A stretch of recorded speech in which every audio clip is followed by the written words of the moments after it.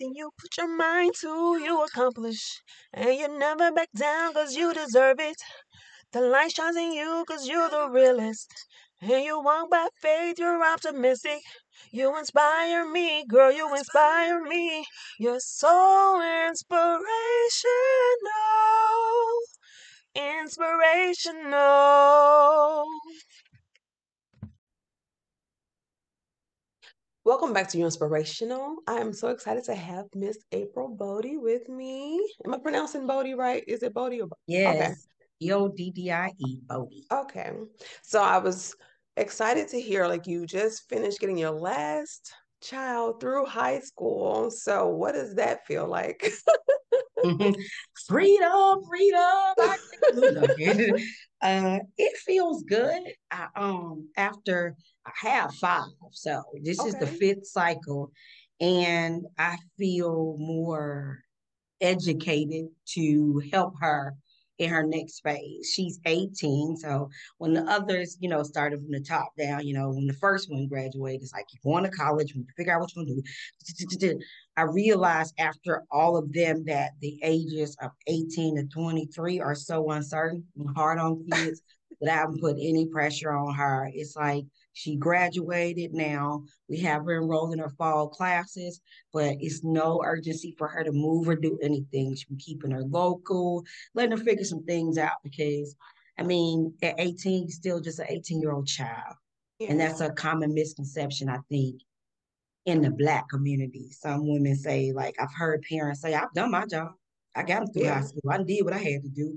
They grown now. They're not grown. Yeah. I They know. just graduated babies. So I just encourage everybody that once your babies graduate, give them about a year and a half, 2 years to,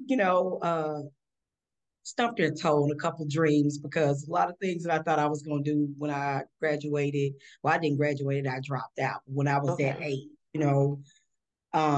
I've done some of them have gone well and some of them have gone terribly bad. So, I wish somebody would have gave me an opportunity to make those mistakes because I felt under the pressure to make lifelong decisions when I was just a child. I mean, what you do at 18, 18 was 30 years ago for me. I've done so many things in 30 years that it's ridiculous. So What I were feel good.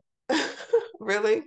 What Yeah, was I the do. things that you taught them, like, to instill, I guess, value and like, just giving them a sense of purpose so that they can have that drive to do something with themselves? Well, one, I give my kids the opportunity to be individuals. I've always been a very individual. So growing up, people call me weird or flighty or, eclectic. She's a free spirit. I give them an opportunity to be individuals and I don't put labels on it because I tell them you're just as different as everybody else. Like I tell them, you know, we all have a different thumbprint. Why would you think you're supposed to be like somebody else? I've given room to be individuals. In 2004, I started doing ministry, so I would drug my kids to everything from homeless people to picking people up from jail to going to the grocery store for people to going to clean people's houses. I show them the beauty of giving of yourself, where you don't get anything returned but that relational equity and that heart equity. And I show them in real life that you're gonna fall down. I've made some mistakes, and I don't sugarcoat it or like make it seem like their mom is perfect. I've literally told my kids, yeah, that was stupid. I should have did it, but now I know it's dumb. So I give them opportunity to make mistakes, help them to give back, show them that God is their real father, and just it's never a deal breaker with me and them. And I want them to know that's the same just with God. May you gonna make him proud just by getting up doing something, but it's no deal breakers with me. It's no deal breakers with God. So I just show him grace and love and creativity and individuality as much as I can. So what is your ministry? Like, who do you reach out to and the people that you helping? And how does it, like, with your family, when they see you doing these things, like, what is the impact that they have? What the impact that it has on them? I really think they're all really community minded, giving individuals. They've seen me literally give somebody the shoes off my feet.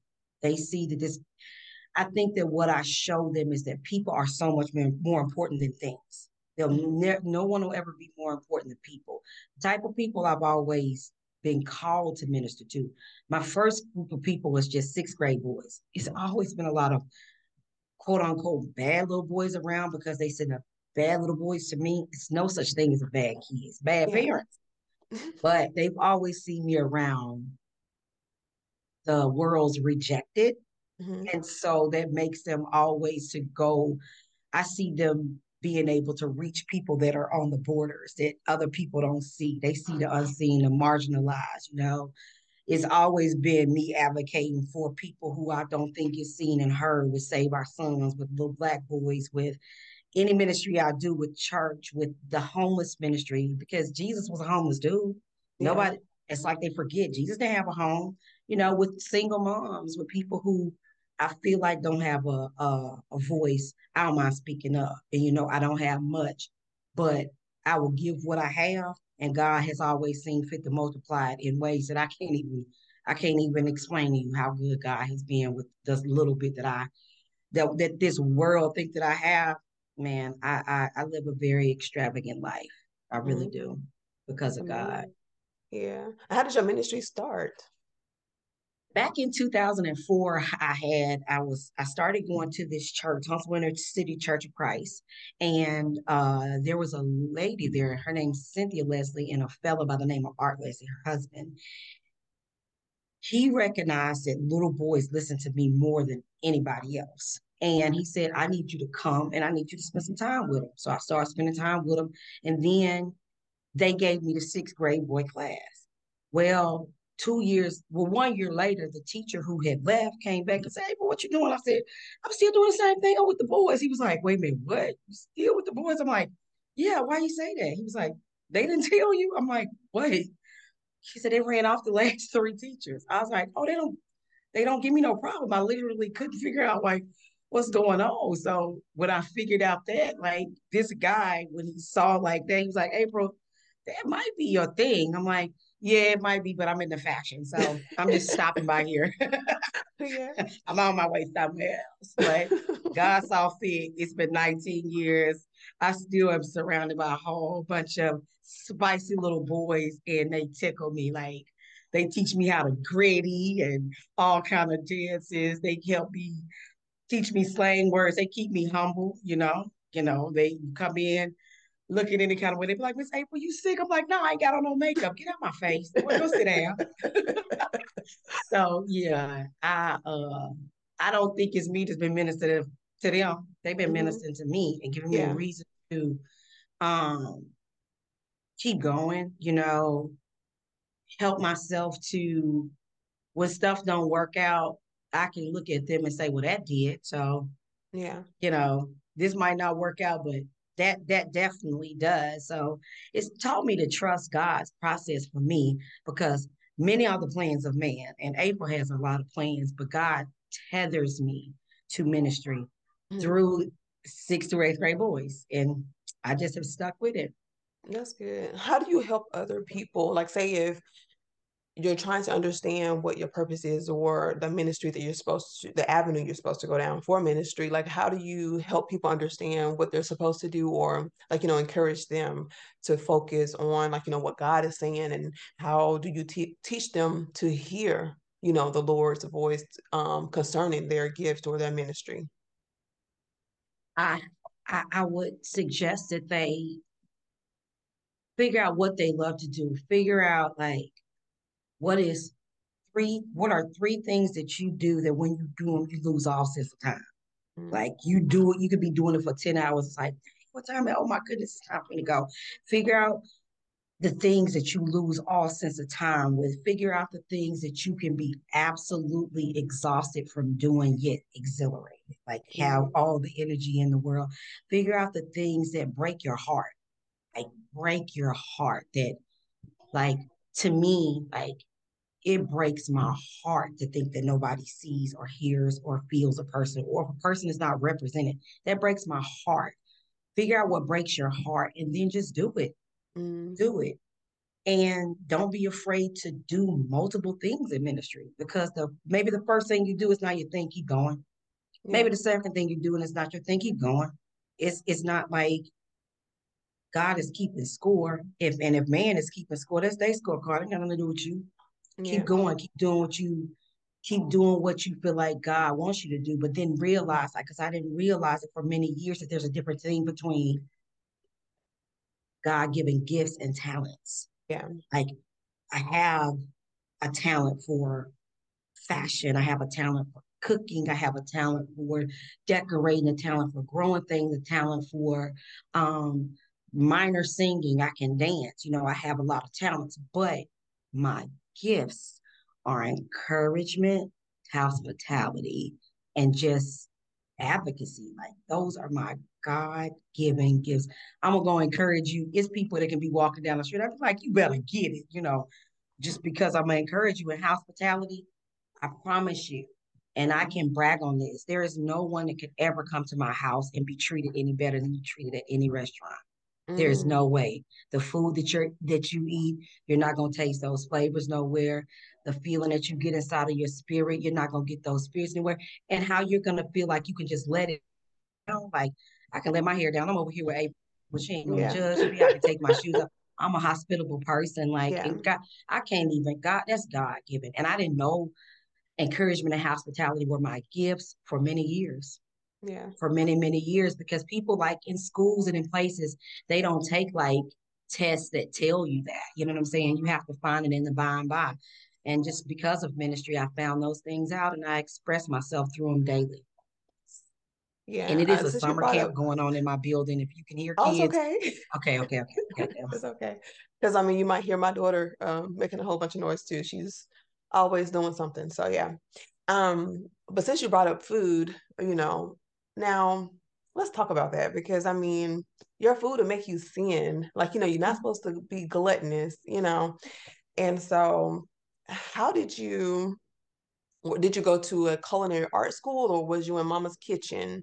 Okay, talk about A that. combination of both.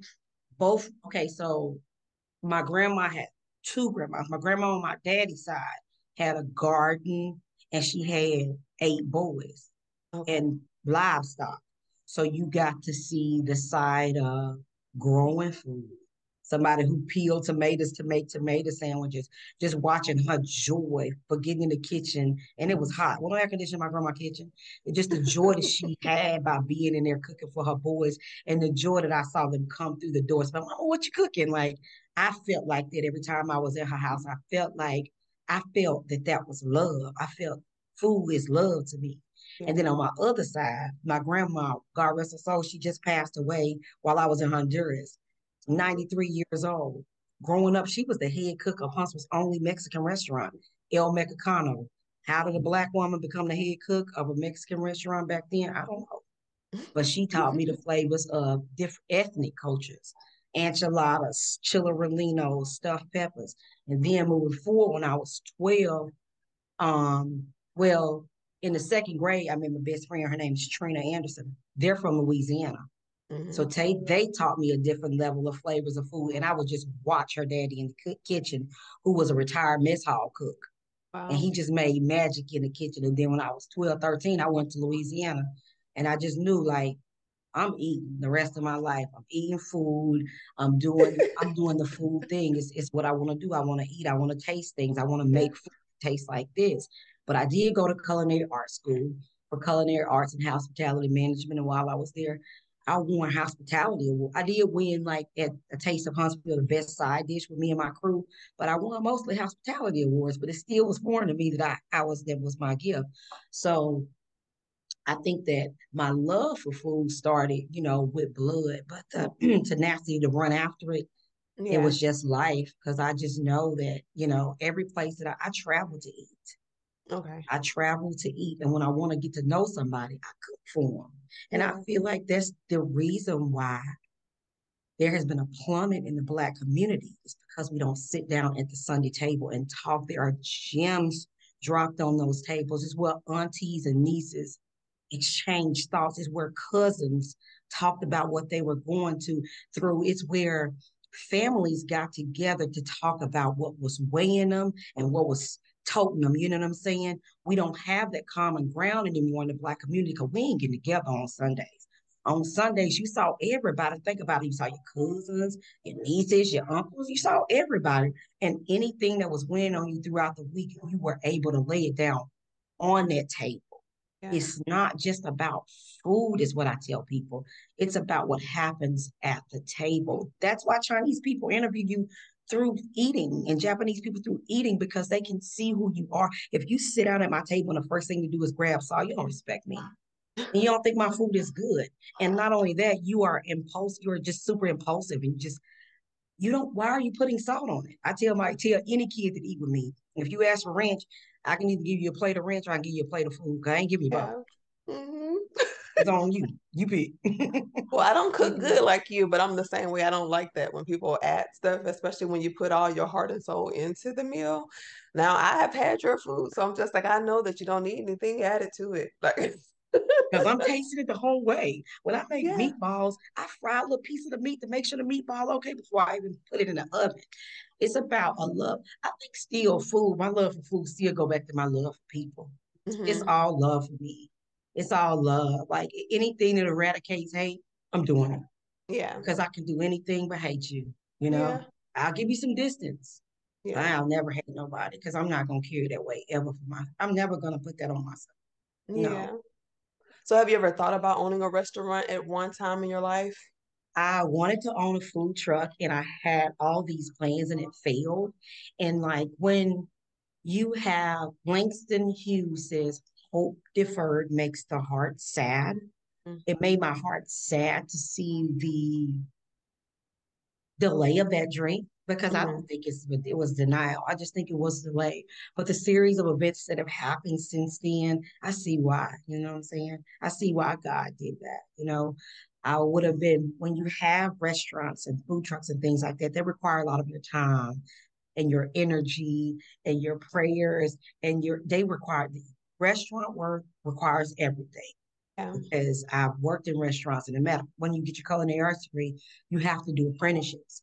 So I did small dining and large, like fine dining, and I know the level of what it takes. So since that dream didn't come to fruition, a lot of other dreams have. Yeah. So I have thought about it, and it's still something that I would love to do. Um, I always have wanted a place that was green, and Hmm. that's the theme of my camp. So fresh and so green, green. Everything I do is green. I'm earthy auntie. Yeah. I always wanted a place that sells a lot of just veggie options, green options, juices, smoothies, things that you could just go pick up because look around. If you're hungry and you want to just go pick up something, or if you go to these food truck festivals, it's not a lot of fresh options for a girl like me that I just might want a bowl of turnip greens with some tomatoes and cornbread. Yeah. That's it. Like I don't always have to have meat because I came from a group of people who didn't really have money, so it wasn't meat at all the meals. So growing up, we had more vegetables, especially my one grandma with garden. You could all eat all the vegetables you wanted, but the Hmm. meat was it was scarcity in meats because they had one hog, one cow. Yeah. So they slaughtered that one hog, one cow. It could last them all year long. So you won't Wow. go get a lot of meat. I'm a veggie person. I don't always have to have meat, but in places now, the world is flipped upside down. Hmm. You used to have to be rich to eat a lot of meat. Now Yeah. you have to be rich to eat a lot of vegetables. But it's like the world is presenting everything so clearly to us, but we ain't even looking at it. Like everything about what's going on with food and dining right now is designed to make you sick Yeah. because food heals. We just don't let it heal us no more. And it's Yeah. so expensive. Like even juicing. If you want to make juices, you spending like $70 at the store to just get all the ingredients to make the juices. And then it's time consuming. Yeah. But so is medicine. So are copays. I Yeah. mean, so are surgeries. You have to decide which one you want to go, which one do you want to invest in? Because I mean, I really feel like food is love and food is life. And you Yeah. can eat yourself to health or you can eat yourself to death. It depends Yeah. on what you take.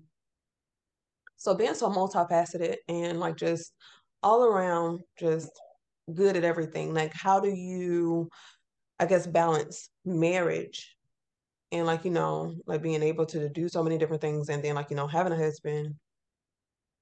Well, a lot of people may not be aware of this, but me and my husband are separated. and Okay. we've been separated since 2021. Okay. Um, but as a wife, I always turned it off when I got home. Hmm. I don't believe in when you're in a relationship. I think when you get home, you should leave your phone downstairs, wherever you charge it at. Yeah. I think there should be a cutoff point for anything. You know, it should be boundaries for anything. But in marriage, I feel like I don't take it home because it will affect your relationship. Okay. It will affect your marriage. Your ministry as a wife and mom is your home first. Everything else is secondary. Hmm. Everything else that goes for wives and husband. And when there is even a fraction of imbalance there, it is that place where the Bible says, don't give the devil a foothold. Hmm. That is a foothold for the devil. If you place any value on anything outside your home, over your home ministry, it's never gonna uh it's never gonna see a positive end for the scope of the kingdom and the scope of your marriage. It just never is. I feel like my husband and I are still the best of friends. He is still my biggest supporter. There has still never been, not even one American holiday that he's missed. When I say not one, Mother's Day, Christmas, birthday, none. And he is still the person right now. If I go outside and my car don't start, he's still the person I'm gonna call to crank up the car. But everybody is human. Yeah. I get that, but I don't think that anybody deserves to be treated anything but the best, both inside and outside the home. Um, yeah, I think that people when the world sees people separate and walk away, we have modeled doing it in hate. Hmm. We have modeled doing it in anger. I'm just trying to model doing it in love. Yeah. Things don't work out. Some people go their separate ways, and I don't want anybody to ever say anything bad about him, and I won't either, and I won't let him either, Yeah. because that's still my friend. That's still my baby's daddy's, and that is still the person that I love. Yeah. Love doesn't mean, and forgiveness for me doesn't mean resuming relationship. Yeah. No, sometimes love and forgiveness for me means I love you, I forgive you, but that is just a very, very top layer of healing. There is so much healing that happens under I'm sorry and I forgive you. And until I'm completely healed, I can't make a decision on what I want to do. Yeah. All I can do is focus on one. I still have to focus on home, my children, and I want to focus on what God has for me. But most of all, I want to heal. I want to heal completely. I don't want to be mad at nobody because I can't carry out the promises of God with strife in my heart. So that's why I've chosen to do things this way. And most people like keep ask me all the time, how is Chad doing? And all I tell him is he's doing fine. He is, because he is, and he's healing. I just Yeah. don't have anything bad to say about my soul. And I thank God for that because it don't got nothing to do with me at all. Yeah. Because I'm a sensitive, tough chick. I'm a big, small human. I can I can rage out. I can throw a fit. I can be a jerk. I can be very, very, very hard to deal with and super confrontational. But that's not who God has me to be right now. It's a Yeah. time and place for it. And if you push me, I'm gonna push back. Yeah. If you try to mock me or stop me, I'm gonna be like, come on, tell me I can't do it. Let's go and find you somebody, a little girl to play with. This grown woman ain't gonna listen to what you got to say. But in certain situations, I welcome my softness. And Yeah. this is my soft era, and I'm enjoying it. Yeah. It confuses people. And I like that because we are called to be a peculiar people. We're not called to be like the rest of the world. You know, I still don't understand what a divorce party is for. But Mm. even if I ever get a divorce, I would never celebrate the death of the beautiful thing called my marriage ever. Yeah. ever. Yeah, just trying to set trying to set a pace and a place and a balance in this world is going to make a lot of people think you are crazy, but there is nothing crazy about love. And if it ain't laced in love and love is not the foundation of it, Yeah. it's not of God.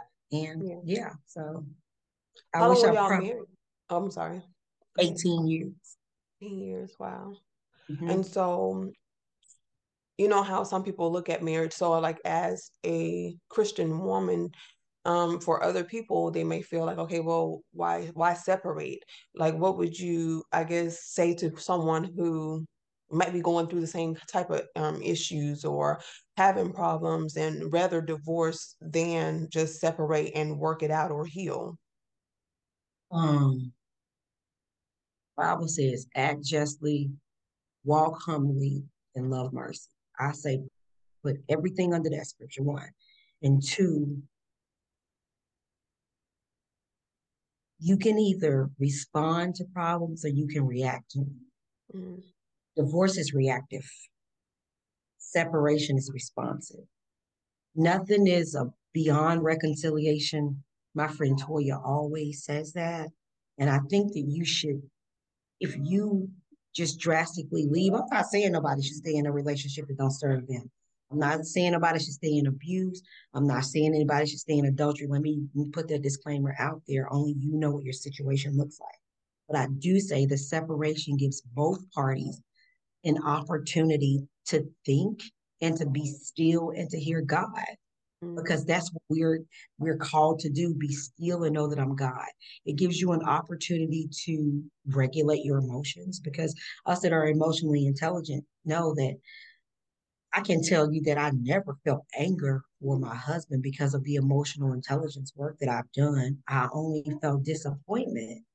I felt disappointment in him, embarrassment for him, you know what I'm saying, and exhausted because I feel like we had both fought the good fight and we're at the good part. I think that separation allows you time to think and be. And some people think that I'm going to get a divorce and I'm going to take everything they got. I think that separation gives you an opportunity to stand up on your feet and see that you got feet up under there, because when you leave a relationship, man, it feels like, oh, I cannot do this, I'm so weak. But in my separation, it gave me an opportunity to it's given me an opportunity to go to counseling, mm, learn more about things like my Enneagram type. It's given me an opportunity to seek God in a way that I hadn't been before. I'm on a workout journey that's going on 2 years, and I'm seeing strength in my body that I haven't seen since like middle school. It's given me an opportunity to get reacquainted with me, because when in marriage, it is us. It is us for me. And when you're separated, it gives you opportunity to see what it is about you. And if you decide that you want to leave after that, then at least give yourself and your person who you said I do with, because it was for better or for worse, through sickness and health, forsaking all others, you took vows too. So even when your husband break their vows or your wife break their vows, baby, you still got some that you took too. What you gonna do with yours? I don't think that it's ever a reason to react. And if that's a person that you agreed in a covenant contract between you, that person, and God to marry, they deserve a little opportunity to get themselves together. If it's like that for me, I question, was it really I do for you? So mm.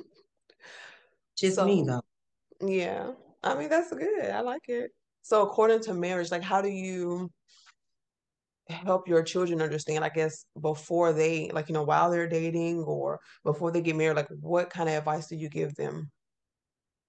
Well, for my girls, I definitely tell them that make sure that the person with you are with is so crazy about you. Like you can be just a little bit like, I don't even know if I really am feeling them. Make sure they're crazy about you, because I think that women deserve to be lavished in love, affection, gifts, time. I tell them make sure you're equally yoked in more ways than just I like them, they like me. Even for the boys and the girls, I tell them don't cheat. It's never a reason to have more than one sexual partner. It's nothing out there that should make you do that. Your body is a temple, and sex is not a bargaining tool. It's not.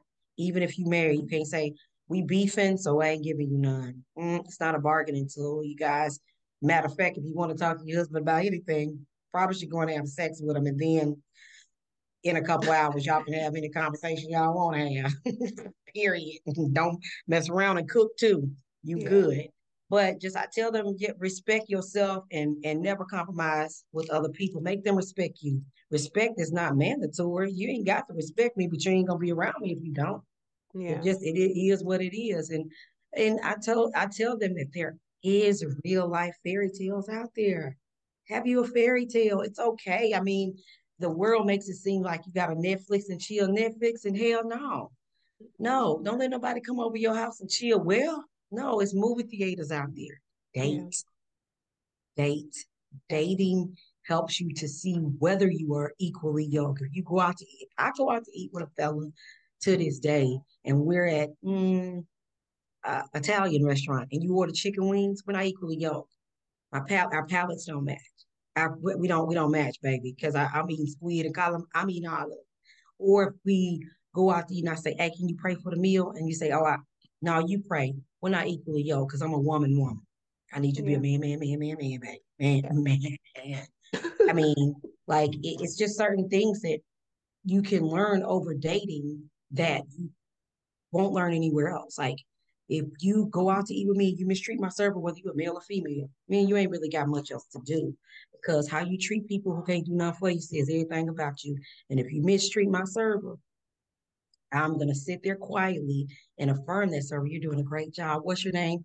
But baby, me and you ain't doing nothing else together because it's something in your heart that ain't right. I don't want people to have dark hearts. I mean, teach them to date and don't be unequally yoked. And the first person you see is not your person. I mean, some people fall in love at first sight, and that's gonna be your story. But I think that you should be apprehensive. Look Yeah. into people, Google them. Check their social media, see what they're really up to. Check their relationship with their parents, their siblings. If somebody don't talk to nobody in their family, it's something up with that person because the whole family ain't messed up. What's the common denominator in their problems? Is it them? Figure it out. Just be keen, be observing. You know what I'm saying? Sit quietly and watch them. Mhm. Unspoken communication tells you a whole lot about a person, like how they handle situations, what their facial expressions look like, their body language, somebody that can't look you in the eye. Yeah, they're Yeah. deceptive. So, or Yeah. somebody who watching everybody that walk by, they're not really interested in you. I mean, it's just be observant. Yeah. People show you who they are the first time you meet them, usually. Yeah. Oh, yeah. So, with friendship, I know, like, with so much stuff going on, like, people are getting killed and different things just left and right. So, what did you teach them about friendship? Because I know that you've had friends for a very long time, especially with Toya Poplar. I know other friends that you've had. So, what did you teach your children about friendship? To show up for your friends and showing up, I mean, be present in their life. Like not to me, friendship is such a face-to-face thing that I've shown them like you have to be present with your friends, show up for your friends, um, be in their lives when you can. I show them that friendship isn't about always um, answering the phone or seeing a person all the time because some friendship you might not see a person for a month or two. It's because your friend is doing their thing. You know what I'm saying? Give your friends room to be great. To be surrounded by so many like amazing, like extraordinarily great people. Because my friends are just like, ah, man, these are some amazing women. I show them that you can be just as amazing as every woman that you're around, and you don't have to compete with your friends. You can collaborate with your friends. That's when the community happens, when it's collaboration, because I feel no need to compete with anybody that's around me. I'm just trying to be a great me. And I think that my friends see like the greatness in all these people around me, and they probably are. I think my children are really in awe and respect my friend group. They really do. And they see that I am also in awe. And I also respect my friend group. I tell people all the time, my friends have allowed me to have my homeboys back because when you get married, you leave your homeboys behind because you leave and you cleave. Ain't no one married woman got no business having no homeboys. My friends' husbands are my absolute friends. They're my homeboys. Like me and Melvin will cut up and tell jokes like no other. Melvin is so funny. Like Kenya's husband, Ken, Lisa's husband, Adam, like all my friends' husbands are just like, they've given me an opportunity to have that male camaraderie that you don't lose, you leave when you get married. Like my kids see the art of friendship have levels with me and my friends because a lot of times, hate to say it, but a lot of marriages ends because friends do very inappropriate things with their friends' husbands. Mm. I've shown my kids that that is absolutely off limits. Absolutely. That's absolutely out of the question. You know, it's that's not even a question of whether or not you do that. And I've expressed that verbally to them. Yeah. Guys, y'all have to be the type of friend that your friend can trust you with their spouse. Never be that friend. Never be that jerk. And they know my passion about just like the part of friendship that allows you to be a secret keeper. Mm-hmm. I don't tell what my friends are going through to other people. Um, I operate in discretion. You could be coming to my house next week, and I still won't tell our mutual friend that you're coming to my house just because you might not tell them. I believe in the beauty of the safety of friendships. Being a safe place for your friends and having your friends be have found a safe place in you, that's huge because some people never have ever been that friend. They Yeah. still don't keep their secrets. They still talk behind people's back. I think it's important that we show that you don't do that. Yeah. Real friendship don't do that. And real friendships is no deal breakers. Talk through things. If you guys go through a rough patch, sit down and talk. Yeah. There's nothing that can be talked out. Even if you talk it out in size, and you know what, this is where our path parts. Like you can walk away in love Yeah. and remember and have those fond, juicy, beautiful memories that are not tainted because you walked away in hate. Yeah. Love needs to be the foundation to every relationship, especially friendships. And when you're navigating a lot of friendships, just create boundaries and realistic expectations of what people can expect from you. Because people just, my friends automatically know I'm terrible with answering the phone. Thanks for watching Your Inspirational. Don't forget to comment, like, subscribe, and hit the notification bell, all right? See you next time.